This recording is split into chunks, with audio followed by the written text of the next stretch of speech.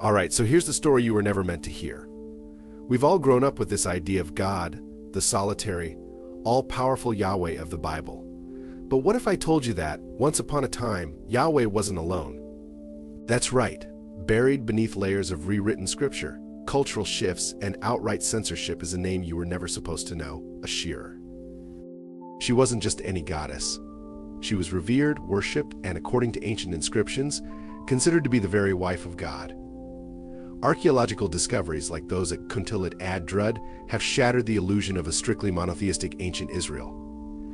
We're talking about inscriptions from the 8th century BCE, a time when Israelite religion was far from what the Bible tells us today. These artifacts mention Yahweh and his Asherah, not in secret or in shame, but as if it were the most natural thing in the world. The Israelites openly honored Asherah alongside Yahweh. There were temples where both were worshipped and offerings made in their names. It wasn't a cult, it was standard practice. And it's not just one isolated incident. The Bible itself, if you read between the lines, contains evidence of Asherah's presence. For example, you have those infamous high places, the sacred sites that the biblical authors are so keen to condemn. Why? Because they were often home to the ashram, sacred poles or trees dedicated to Asherah. You see, these authors, priests, scribes, and reformers had an agenda. They were the gatekeepers, the editors of ancient texts, transforming Israelite religion into a streamlined monotheism, wiping away the evidence of a once diverse faith. So why was she erased? The answer, my friends, is power. When King Josiah and his court decided to reform the Israelite religion in the 7th century BCE, they launched a campaign that was both ruthless and effective. Temples were destroyed, sacred groves were cut down, and the Asherim Vashira symbolic markers were reduced to ashes. It was a political and spiritual takeover, and Asherah was the casualty. To solidify Yahweh's supremacy, the editors of the Old Testament carefully revised history, eliminating any trace of this divine feminine figure. The consequences of this erasure are profound. We're not just talking about removing a goddess, we're talking about erasing an entire worldview, one that included both the masculine and the feminine, a divine partnership that might have given ancient believers a far more balanced understanding of the cosmos. Asherah's removal wasn't just a religious shift, it was a cultural and gender-based purge. It was about establishing a single male-dominated divine authority, erasing the more inclusive and pluralistic past. And here's the twist. Traces of Asherah survive, despite all the efforts to erase her. Archaeological digs, ancient pottery, and old inscriptions, they refuse to stay silent. These pieces of evidence are a silent rebellion, whispering to us from the past, begging to be heard. Asherah's story isn't just about ancient history, it's about the power of narrative and who gets to control it. We need to talk about symbols, specifically symbols that were so powerful they were banned, burned, and buried in biblical history. You see, Asherah wasn't just a name, she was a symbol of life itself, and her most enduring mark was the sacred tree. Ancient cultures didn't just worship gods in temples, they worshipped them in the wilderness, among the groves, where they believed life was most vibrant and raw. And for those who revered Asherah, the tree was her living symbol. You might have come across those passages in the Bible where God commands the destruction of sacred poles or ashram. These weren't just random objects. These were living symbols, sacred trees or carved wooden poles representing Asherah herself. In a culture that revered fertility, wisdom, and the power of nature, the tree was a powerful statement. It wasn't just a representation, it was believed to be a channel of divine power, a conduit for blessings, prosperity, and life. So why was the symbol of Asherah's tree so dangerous? Because it represented something the priestly authors could not tolerate, a rival vision of the divine, one that was inclusive and deeply rooted in the natural world. To the reformers of the Bible, the tree of Asherah wasn't just about fertility, it was about power and authority that didn't fit within the rigid, centralized, male-dominated structure they were crafting. It was a direct challenge to the monotheistic vision that placed Yahweh at the top, alone and unchallenged. This wasn't just a battle of symbols, it was a war of ideologies. When the Bible talks about chopping down sacred groves and burning the ashram, it's describing a ritualistic purge, an act meant to break the connection between the people and the land's natural spirituality. This wasn't just about destroying physical objects, it was about severing cultural memory, Asherah's nurturing and protective aspects into something forbidden, even dangerous. Some scholars believe that the imagery of the tree of life in the Garden of Eden was actually inspired by the sacred trees of Asherah. It's a powerful idea. What if the Bible's central story about the beginning of life was borrowing from a narrative it was also trying to suppress? That in its very attempt to erase Asherah, the biblical tradition may have absorbed pieces of her mythology, turning them into a darker, more controlled version of what they originally meant. But it didn't end there. The idea of Asherah's tree has a way of popping up where it's least expected, disguised, rebranded, but never fully erased. Even after centuries of purges, the image of the sacred tree persisted, reappearing in later traditions as a symbol of wisdom, life, and divine connection. It's as if the memory of Asherah's tree refused to die, rooted so deeply in human consciousness that it continued to sprout in new forms. What does it say about a culture when it spends centuries obsessively cutting down the symbols of its own past? There's a reason why the sacred tree appears in myths and legends across the world, from the Yggdrasil of Norse mythology to the Bodhi tree of Buddhism. These weren't just plants, they were symbols of cosmic order, knowledge, and spiritual power. And Asherah's tree was no different. It was a threat because it couldn't be controlled. It existed outside the sanctioned walls of the temple, in the open air, among the people, not confined to priestly interpretations. By the time the dust settled, and the Bible as we know it was finally compiled, the symbols of Asherah had been outlawed, the groves destroyed, and the sacred poles burned to the ground. But history has a way of leaving clues for those willing to look, and the story of Asherah's sacred tree still whispers from the ruins of ancient temples and the remnants of ancient texts. The real question isn't why it was erased, but why it had to be destroyed in the first place. What was so threatening about a symbol of life, of nature, and of a goddess who might have once stood alongside God? We're stepping into sacred ground, quite literally. The worship of Asherah wasn't some fringe, underground movement. We're talking about mainstream religion in ancient Israel, practiced in the open, in temples, by ordinary people and priests alike. What happened inside those temples tells a story that the Bible's editors didn't want you to know, a story of worship that included both Yahweh and Asherah. Archaeological evidence is clear. Israelite worship spaces were complex, diverse, and often included rituals that acknowledged a feminine aspect of the divine. In fact, excavations of ancient Israelite settlements like Megiddo, Lachish, and Arad of unearthed altars, shrines, and figurines, objects that can't be explained away as simple household trinkets. Many of these figures are of a female deity, believed to be Asherah, sometimes found alongside symbols of Yahweh's worship. These were shared spaces, where people sought blessings not just from a male god, but from a divine feminine presence as well. Let's talk about the figurines. Hundreds, if not thousands, have been discovered. They depict a woman with exaggerated features, often with prominent breasts, signaling fertility and nourishment. These figurines weren't hidden, they were out in the open in people's homes, in public spaces, and sometimes even in what we'd consider official worship areas. They were part of everyday life, a tangible representation of a goddess who had her own role to play in the spiritual life of Israel. These aren't just decorations, they're artifacts of a suppressed theology. There's one site that's especially controversial, Tel Arad. Here, archaeologists discovered a small temple complex dating back to the First Temple period. In its innermost sanctuary, the Holy of Holies, they found not one, but two standing stones, symbols of worship that might represent a divine pair. Was this Yahweh and Asherah? The fact that a female figurine was found nearby suggests it could be. It's a direct challenge to the idea that Israelite religion was always about a single, solitary God. For centuries, worship may have involved a divine duo. And it's not just about archaeological evidence. There are traces even in the biblical text itself, clues that suggest the writers and editors were aware of this more complex, dual-gendered worship, but were determined to scrub it from history. They left behind fragments, half-erased memories, and occasional admissions that tell us the story wasn't so cut and dry. Why would you need to have such a violent cleansing of sacred spaces if Asherah had no power, no presence, no influence? It's clear that those reformers weren't just attacking foreign deities. They were rewriting the narrative of their own religious past. And this wasn't an isolated practice.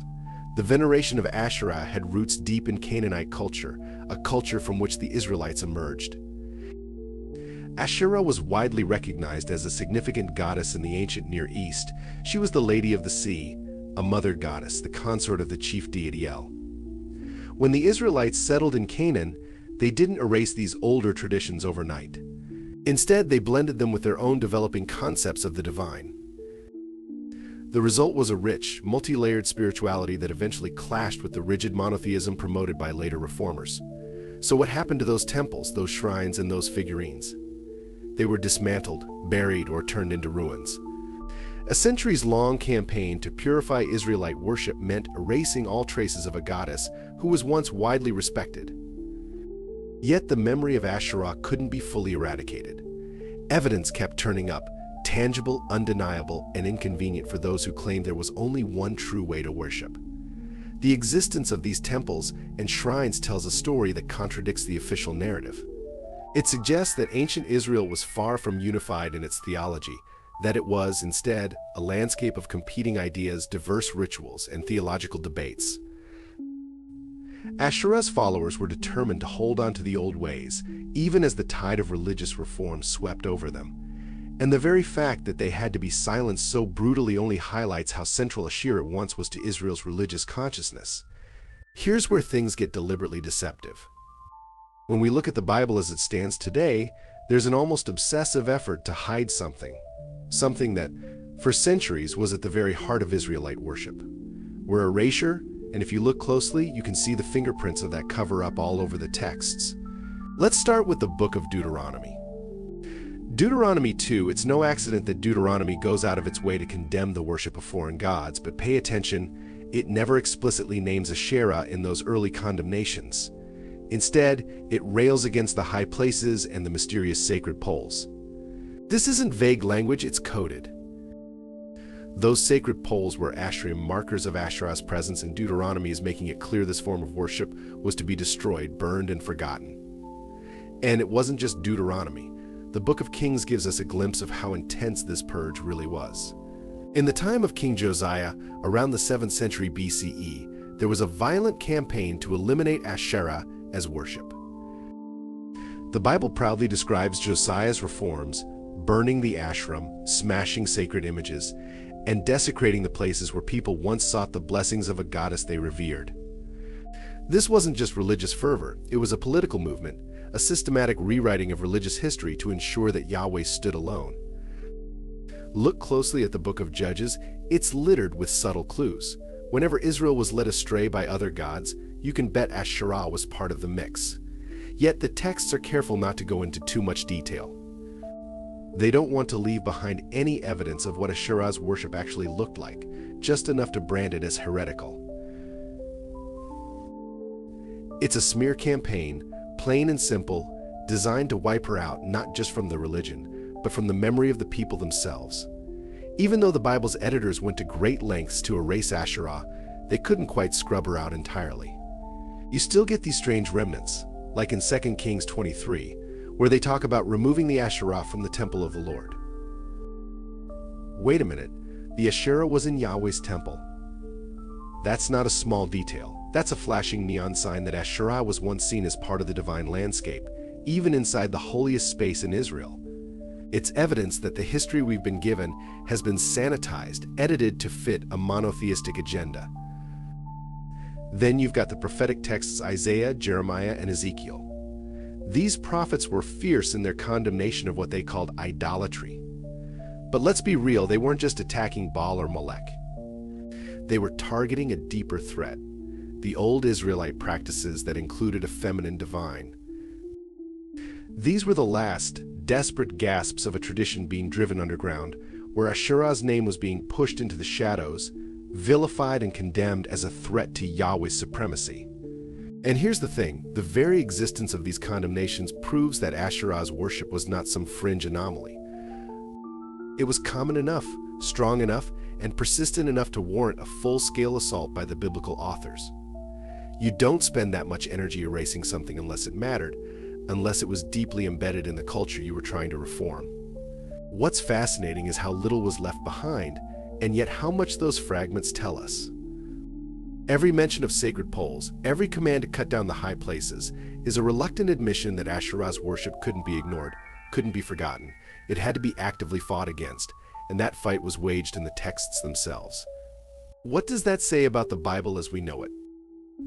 That it's not just a religious document, but a battlefield, a place where theological and political wars were fought, where the victors didn't just write the history, they rewrote it. The Bible is full of the echoes of what was lost, a testament not just to what survived, but to what was silenced. Here's where the story of Asherah transcends the Bible. If you think Asherah was just a minor blip in Israel's past, you're missing the bigger picture. Asherah was part of a much larger web of mythology stretching across the ancient Near East. This wasn't just about one goddess in one small region. Asherah's presence echoed from the Mediterranean to Mesopotamia, making her a central figure in the ancient world's understanding of the divine. Asherah wasn't originally an Israelite invention. She was a Canaanite powerhouse known as the Lady of the Sea and the Mother of the Gods. In Ugaritic texts, which predate much of the Bible, Asherah is the consort of El, the supreme god. This was a cosmology where gods had families, where the divine was seen in pairs, with male and female aspects balancing creation. The ancient Israelites, emerging from this Canaanite background, didn't just toss Asherah aside. They adapted her, blended her attributes with their evolving theology, and brought her into their own religious framework. Asherah's influence didn't stop with Canaan. In Mesopotamia, she was paralleled by Inanna or Ishtar, powerful goddesses of fertility, war, and sexuality, figures that, like Asherah, represented the complexities of womanhood and the sacred feminine. In Egypt, goddesses like Isis carried similar roles, embodying motherhood, protection, and the magical forces of creation. These weren't isolated figures. They were different faces of a universal concept, goddesses who held the power of life and death, the keys to fertility, and the secrets of creation. Now, think about the context of Israel's story. These weren't a people living in isolation. They were surrounded by powerful cultures, each with its own set of gods and goddesses, each influencing and intermingling with the others. Asherah was part of a cultural and spiritual melting pot, and for centuries her worship remained deeply embedded in Israelite society even as Yahweh's cult gained dominance. This wasn't just about one religion swallowing another, it was a process of syncretism, a blend of beliefs where elements of Asherah were absorbed into the worship of Yahweh, sometimes overtly, sometimes subtly, and sometimes in ways that would only be recognized generations later. There's a reason Asherah's attributes don't completely disappear from the biblical text. They're transformed. The Bible's wisdom literature, like Proverbs, speaks of a figure called Wisdom, who was with God at the creation of the world, playing at his side. Sound familiar? Some scholars suggest that this wisdom figure has roots in the old Asherah tradition, another echo of the divine feminine reproposed to fit the new narrative. Even in the post-biblical period, mystical traditions like the Kabbalah introduced concepts like the Shekinah, the feminine presence of God, as if the memory of a lost goddess couldn't quite be eradicated. But why did Israel eventually turn away from Assyria while the surrounding cultures kept their powerful goddesses? It was a matter of identity and survival. As Israel found itself caught between the massive empires of Egypt, Assyria, and Babylon, maintaining a distinct religious identity became crucial. And that meant consolidating worship, focusing devotion, and stripping away anything that might challenge Yahweh's supremacy. It wasn't enough to push Asherah aside, she had to be transformed, rebranded, or erased entirely. A goddess like Asherah, with her ties to fertility, nature, and cosmic balance, represented a worldview that the emerging monotheistic elite found threatening because it was inclusive, dynamic, and didn't fit neatly into a patriarchal structure. So, Asherah's legacy spread out, fragmented across cultures. In some places, her aspects merged into new deities. In others, she became a distant memory, a whispered rumor about a time when the divine wasn't singular, but shared.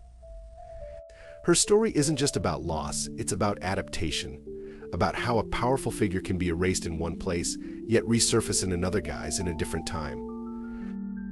The memory of Asherah, the divine feminine, the consort, the protector, never quite faded away. It was scattered, but not destroyed, leaving traces in the myths, legends, and even the subtle corners of the Bible. Here's something the ancient editors of the Bible didn't count on. Asherah's influence wasn't as easy to erase as they thought. Even after centuries of deliberate suppression, traces of the divine feminine remained, and not just in Israel's cultural memory. Her essence found new forms, new expressions that carried the same ideas under different names, deeply embedded in the fabric of later spiritual traditions. Take a look at the concept of wisdom, or chokmah in Hebrew. This isn't just some abstract idea. Wisdom is personified in the Hebrew scriptures, described as a woman who stands by God's side during creation, assisting and guiding the process. That's not a minor detail. It's a role that parallels what we know of Asherah's ancient associations with creation and the cosmos. Some scholars argue that wisdom is a literary and theological shadow of Asherah, sanitized and stripped of any direct connection to a goddess, but still carrying her attributes of insight, nurturing, and cosmic order. And that's not the only place we see echoes of Asherah's legacy.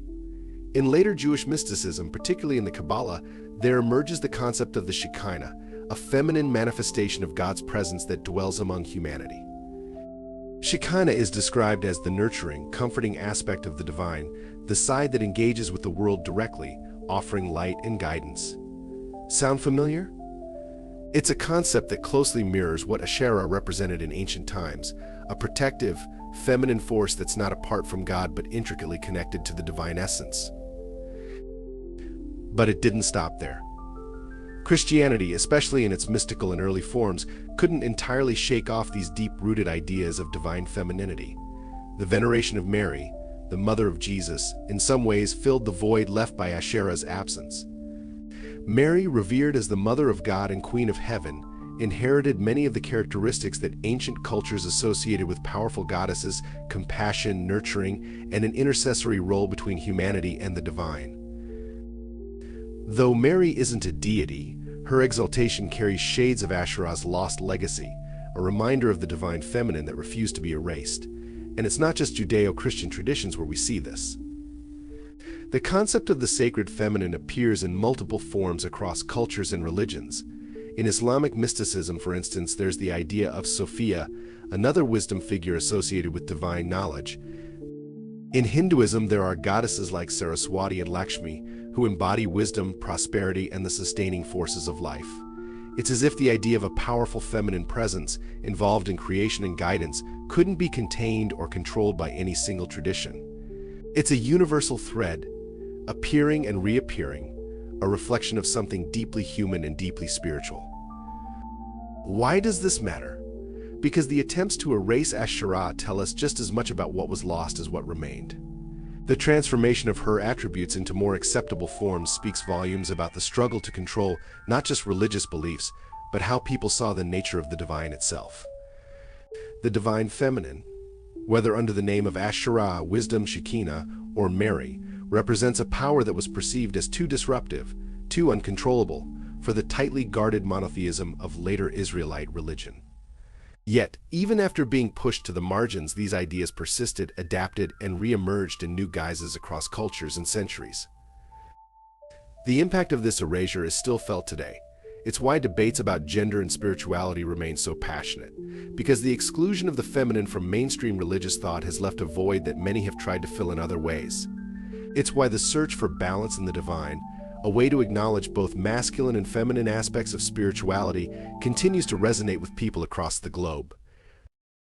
The story of Asherah isn't ancient history. It's alive, and it's unfolding right now.